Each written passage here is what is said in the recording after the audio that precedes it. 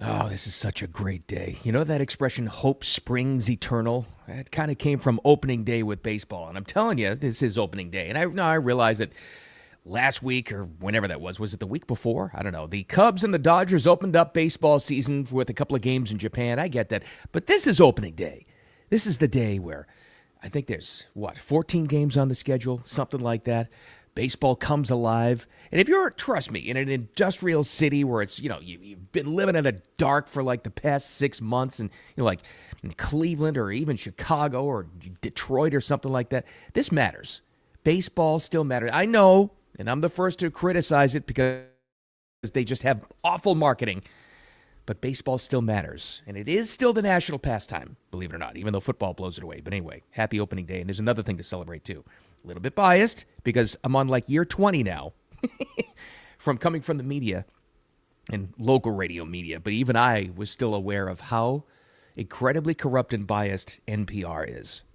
Now that most of the country is aware after this hearing yesterday of NPR being funded propaganda, I am celebrating this like you would not believe. I am so happy about this because now this really may be the end, at least of taxpayer-funded National Public Radio, because propaganda is everywhere in the media, right? It's everywhere you go. Everybody has an angle or a take. You just shouldn't have to pay for it with taxpayer dollars to be funded one way or the other. And I'd say the same thing if it was biased the other way. It shouldn't be biased at all when we're paying for it, and we are. Anyway, we'll get to that as well. And I'm going to spend a little bit of time. You may have noticed I haven't talked about this whole signal debate with the war plan leaks at all this week because, first of all, I think it's a non-controversy. I really do. And secondly, I thought it would be gone by now. This administration screwed this up so badly in the messaging, and they were still talking about it yesterday. This was a major screw-up. Not in the original problem, but in how they message this thing. And I'm really surprised at that. But don't let that stop you.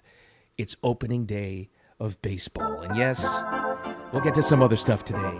But 14 games on the schedule. This is why I think baseball matters. I really do. And less now because there's other sports. There's other competition for your pastime, right? For things to distract you from all the craziness going on in your personal life and in the world and in the news and in the country and all that good stuff. But this is really how we settle things in the country. And it started with baseball. City against city, state against state, whatever. Get out our aggravations. It's fun. It's still a great experience, as expensive as it is to go to a ballpark and enjoy the day, whatever it is. Baseball, sports in general, they still matter. And then you get into, if you've got a family tradition, and I kind of come from this too, well, you've got generations of your family, maybe your parents, grandparents, great-grandparents, whoever it was, and then you pass it on to your kids where you follow a particular sports tradition. That matters, and it always will. Now, baseball has been incredibly dumb in their marketing. Yes, they're still losing ratings. I get that. Really, truly, if you were to look into it, probably football, college football, and the NFL, that's the real national pastime. But baseball still matters, and it's a great day, especially if, and it always signals like the beginning of spring, the true beginning of spring, right? And summer's coming. Better days, better weather's coming for people who are stuck in the Northeast or the Midwest. It matters. So enjoy baseball. Coming up in a little bit, we'll talk about some of the inner workings of what opening day means to people. But I got something else bigger to celebrate. I'm just telling you, talk about bias. I am completely 100% biased against National Public Radio, okay? Not so much PBS, but that is an arm of National Public Radio. It just is. And here's why. So I come from a radio background, obviously, right? About 20 years ago, I really started to understand for the first time, and it blew me away. I always thought, like maybe you think and most of the country thinks right now, well, NPR, every once in a while I'll land on public television or something. They're always asking for money, and it's listener or viewer donations, and that's how it works. Yeah, and that's a big part of it. Then you realize how much taxpayer money goes into specifically National Public Radio. It's a massive amount. And then if you've ever paid attention to it and you realize how unbelievably propagandized and biased this thing is, and always has been, at least from my lifetime, you start to understand, especially if you've had to compete for ratings before, which they don't. You've had to compete for marketing dollars before, which they don't. You've had to compete for business and sell what you do on the air, which they don't. And then you look at the propaganda that they push, and it really just is enraging. because most people aren't even aware of it. I've said for years and been on the bandwagon for years that we should make these bastards compete for ratings, number one, and they should never get taxpayer money, number two, ever. They never should. Because the takeaway is propaganda is everywhere in the media. It just is. And I'm sorry if you love Fox News, that's propaganda too. It's just some that you may agree with sometimes. And propaganda, obviously, on 90%, maybe more than 90% of all the media outlets, of mainstream media. Of course, that's there. But you're not really, truly paying for that. We're not paying for that with your tax dollars. You are, we are, with NPR, which is why I was so happy to see this yesterday exposed before the entire nation in this hearing. In outgrowth of the Doge hearing, why should we be funding NPR? I was hoping this would happen. I'll be honest with you. Honestly, this is one of my issues that I voted for. I really did. What were some of the top election issues from Election Day? The campaign issues, the border, health care, taxes, right? Beefing up the national security, all of that stuff, the immigration crisis, all of that, right? All of it. I'm telling you, this is where the bias comes in. Just as important to me was somebody finally looking into NPR. Not the most important issue in the world, but it's a big one, which is why I was so happy about this. So here was the questioning. Here's who was on, the stand or the hot seat, whatever you want to call it. NPR CEO Catherine Maher, M-A-H-E-R. She's only 41. She's been there a long, long time.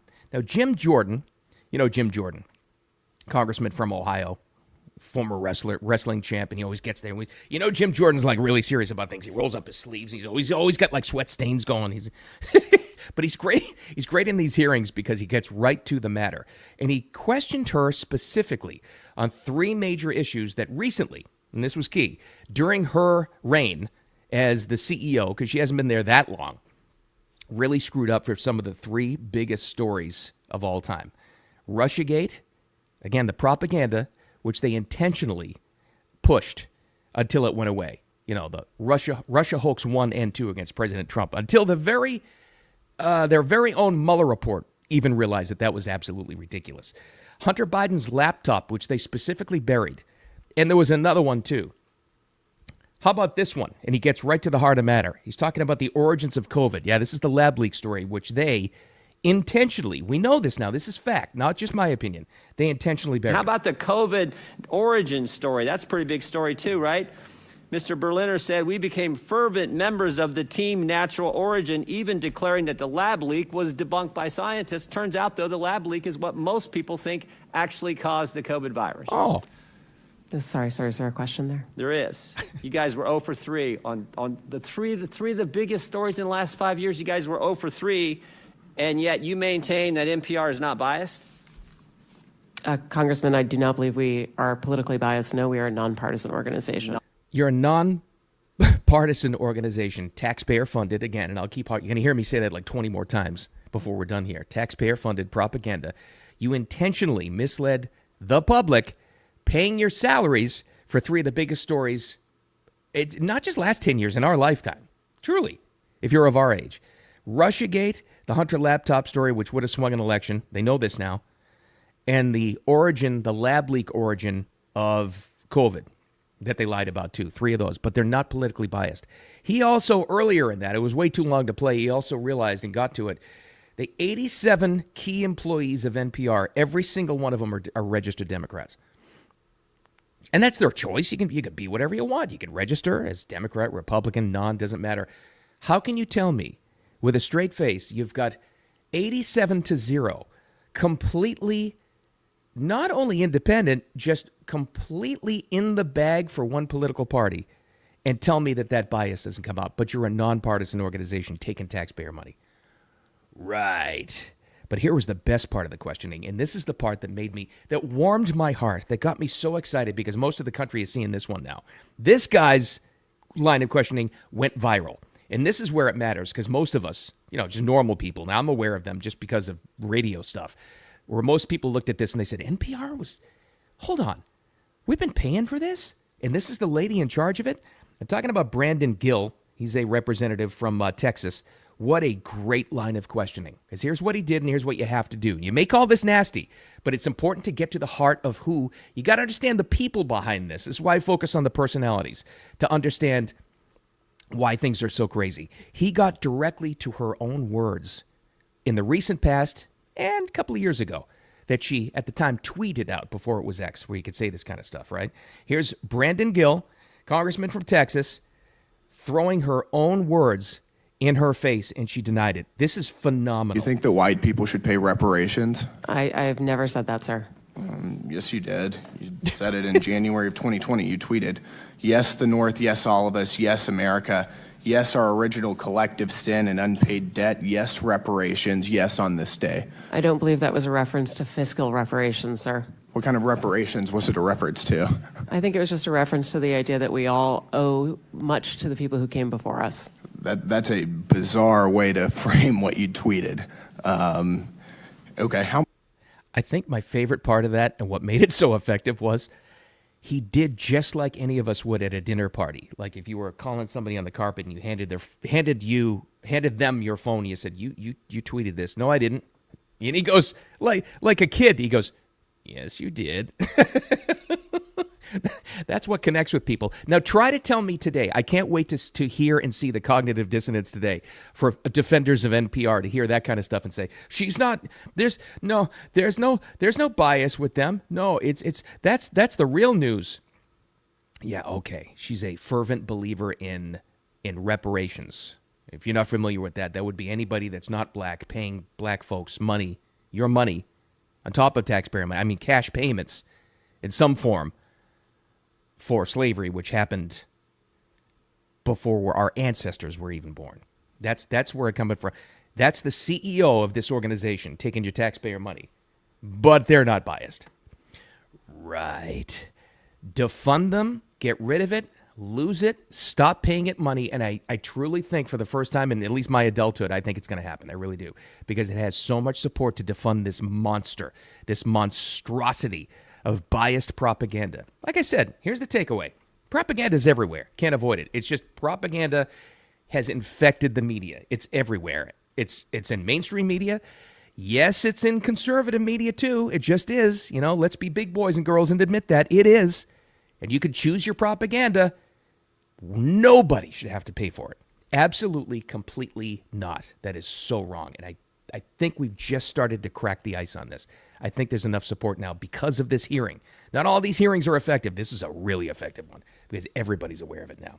All right, I'm not going to spend a lot of time on this, and I've intentionally avoided this story for the entire week now, and here we are on Thursday. The Signal app leak. I'm so sick of hearing about this thing because I think it's about like a lukewarm story of controversy anyway. The Signal app, key members of the Defense Department were on a Signal app, which is supposed to be an encrypted chat, program, talking back and forth about what's been called battle plans, and it was leaked. Somehow, some way, the editor of The Atlantic, want to talk about bias and propaganda, The Atlantic Journal, got himself onto the chat. They think now is a staffer of Mike Walls, who's recently with the Department of Defense, just nominated, a couple of months ago, whatever.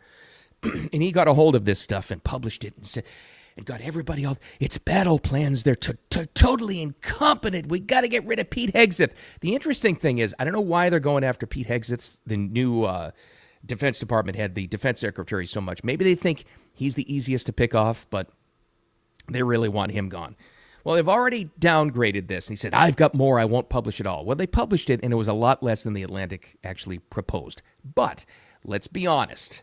This was a major screw-up. How does this happen?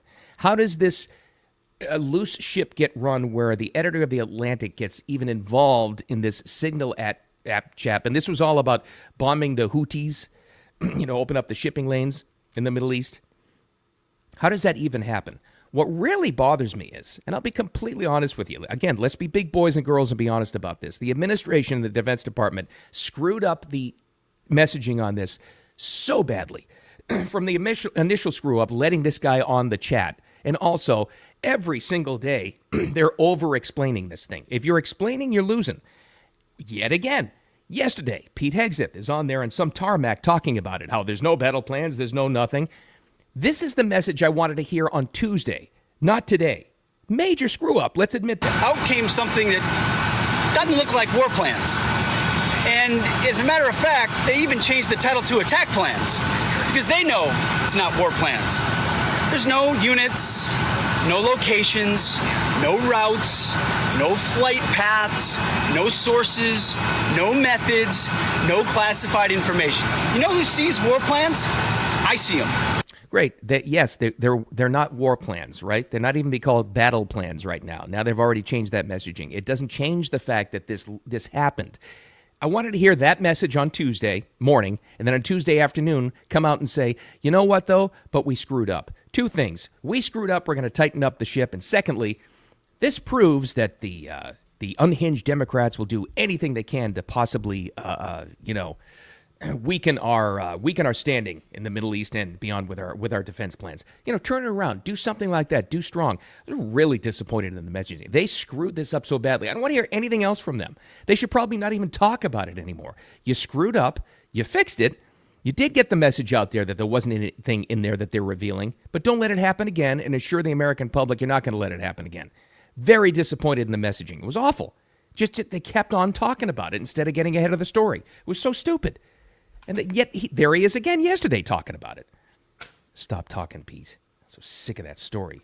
But I'm going back to baseball because I'm just so happy about this. Two things I'm happiest about. Number one, NPR going away, maybe. And number two, opening day for baseball. That's right. I'm back on it. Well, here's what's interesting. I think there's 14 games on tap today, and they're all scattered. You got to check your schedule, whatever it is.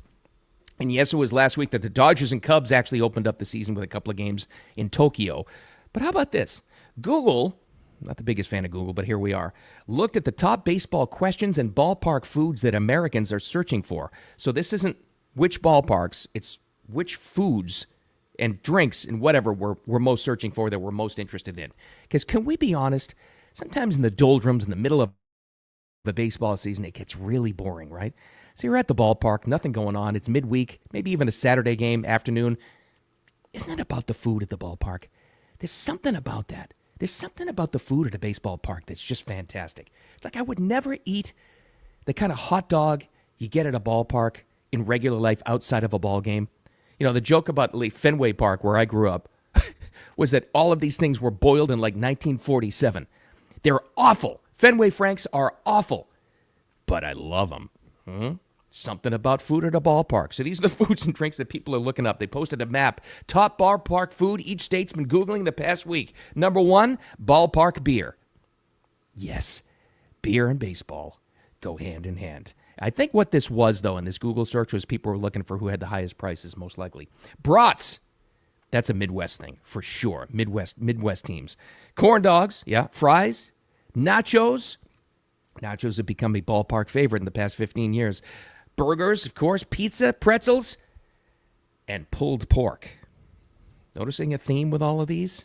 It's something that happens. You walk into a ballpark and your diets go, you're totally changed. I think people truly believe that, no health food at a ballpark. Although, like places in San Diego, they still try it, whatever. But it's the unhealthiest food in the world, but we love it. And I'm right there with you. Happy opening day. Happy closing of NPR. Hopefully, fingers crossed, spread the word that that's a propaganda machine. But the takeaway, most importantly, and I'm serious about this, propaganda's everywhere. Get it where you choose. Choose your own propaganda, because we all do. Let's be honest. Just don't ever pay for it. And don't take any crap from anybody. All right. Thanks for finding the audio podcast, too. Wherever you like to get those, it'll be posted in just a couple of minutes. Those numbers going up as well. Thanks for the follow and the notification on for the X for the replay on here and on YouTube and Facebook as well. And guess what?